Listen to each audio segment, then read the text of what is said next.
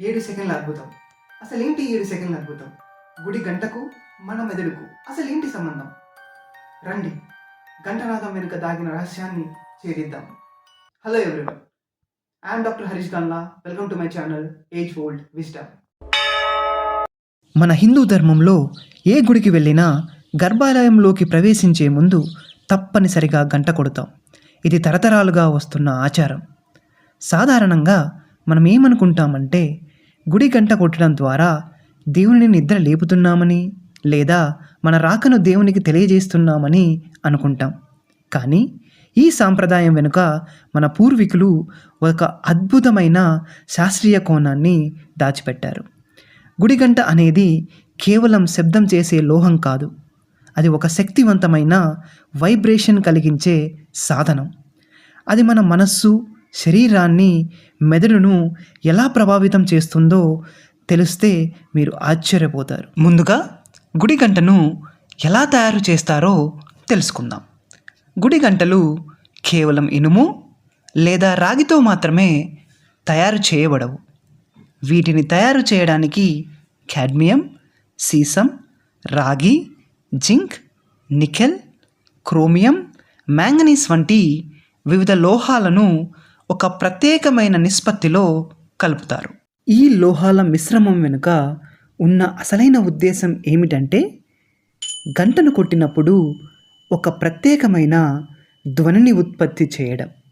ఈ ధ్వని మన మెదడులోని ఎడమ, కుడి భాగాలను ఏకం చేసే సామర్థ్యాన్ని కలిగి ఉంటుంది. ఇది ఒక రకమైన హీలింగ్ సౌండ్ లాగా పనిచేస్తుంది.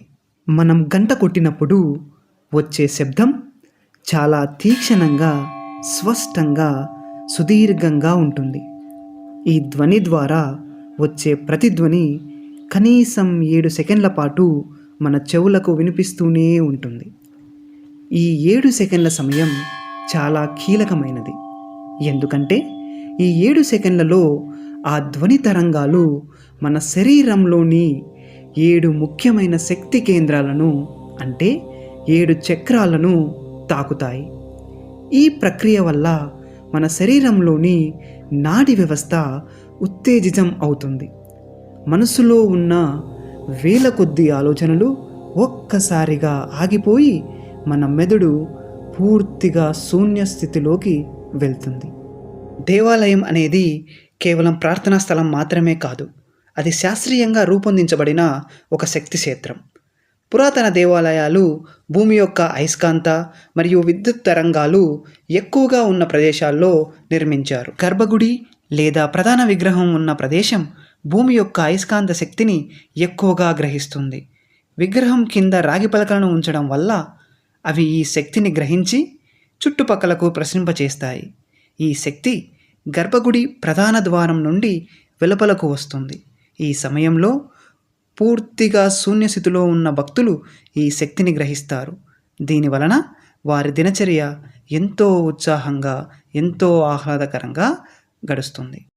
ప్రాచీన శాస్త్రం కేవలం కథలు కావు, అవి మన భవిష్యత్తుకు మార్గదర్శకం. వచ్చే వారం మరో అంశంతో మీ ముందుంటా. Until then, see you all. జై హింద్.